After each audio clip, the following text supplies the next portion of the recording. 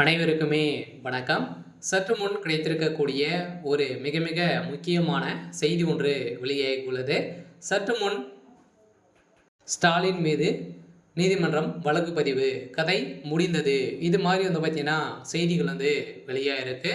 இப்போ அதிரடியாக கரூரில் நடந்த சம்பவத்தின் அடிப்படையில் அதிரடியாக பார்த்தீங்கன்னா கரூரில் நடந்த மரணத்தின் அடிப்படையில் முதல்வர் ஸ்டாலின் பார்த்தீங்கன்னா அதிரடியாக தாவேக்கா மீதே பார்த்தீங்கன்னா அனைவருமே குற்றச்சாட்டுகள் வைத்திருந்தாங்க.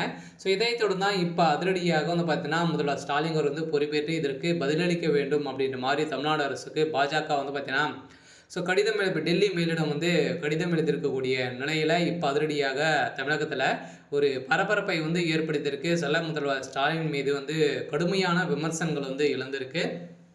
இந்த விமர்சனத்தின் அடிப்படையில் தான் அதிரடியாக பார்த்தீங்கன்னா பாஜக பிரச்சனைகள் கொடுத்துட்டு வராங்க. சொல்ல முதல்வர் ஸ்டாலினுடைய கதை ஒட்டுமொத்தமாக முடிய போகுது. இதை பற்றி இந்த வீடியோவில் நம்ம முழுமையாக பார்க்கலாம். அதுக்கு முன்னாடி நம்ம சேனலுக்கு இப்போ தான் நீங்கள் முதல் முறையாக வந்திருக்கீங்க அப்படின்னா மறக்காமல் நம்மளுடைய சேனலை சப்ஸ்கிரைப் பண்ணி சப்போர்ட் பண்ணுங்கள். வாங்க வீடியோக்குள்ளே போகலாம். பார்த்தீங்கன்னா முதல்வர் ஸ்டாலின் அவர்கள் அதிரடியாக பார்த்தீங்கன்னா இதுக்கு பொறுப்பேற்று அவர் தான் பதிலளிக்க வேண்டும். அனைத்துக்குமே பார்த்தீங்கன்னா நீங்கள் பொறுப்பு கொள்ள வேண்டும் அப்படின்ற மாதிரி குற்றச்சாட்டுகள் முதல்வர் ஸ்டாலின் மீதே எழுந்திருக்கு.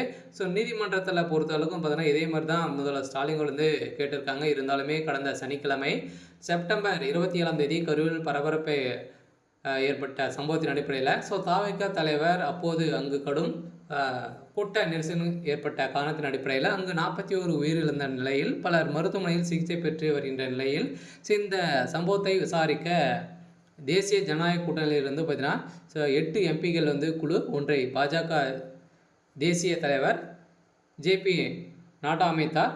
இந்த குழுவின் தலைவராக சியாமாலினி நியமிக்கப்பட்டார். இந்த குழுவில் அமைச்சர் அனுராக் தாக்கூர், அதே மாதிரி பார்த்தீங்கன்னா சூர்யா, இது மாதிரி பார்த்தீங்கன்னா ஒரு 10 பேருக்கு மேலே பார்த்தீங்கன்னா இதில் ஈடுபட்டிருக்காங்க. தெலுங்கு தேச கட்சியிலிருந்து உட்பட்ட மகேஷ் ஆகியோர் பார்த்தீங்கன்னா இடம்பெற்றிருக்கக்கூடிய நிலையில் இவர்கள் அனைவருமே நியமிக்கப்பட்டிருக்கக்கூடிய நிலையில் இப்போ அதிரடியாக இந்த ஆய்வுக்குழுவின் விசாரணை பிறகு அமைச்சர் ராஜராக சாதவ் முதல்வர் ஸ்டாலின் கடிதம் ஒன்றை எழுதியிருக்கார்.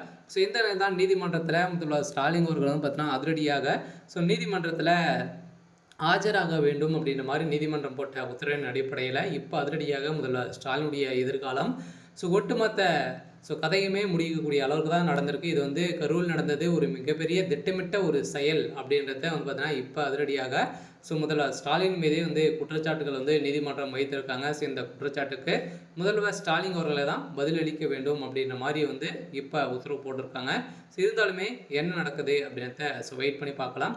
இது மாதிரி செய்திகளை தெரிஞ்சுக்கணும் அப்படின்னா மறக்காமல் நம்மளுடைய சேனலை சப்ஸ்கிரைப் பண்ணி சப்போர்ட் பண்ணுங்கள். தேங்க்யூ.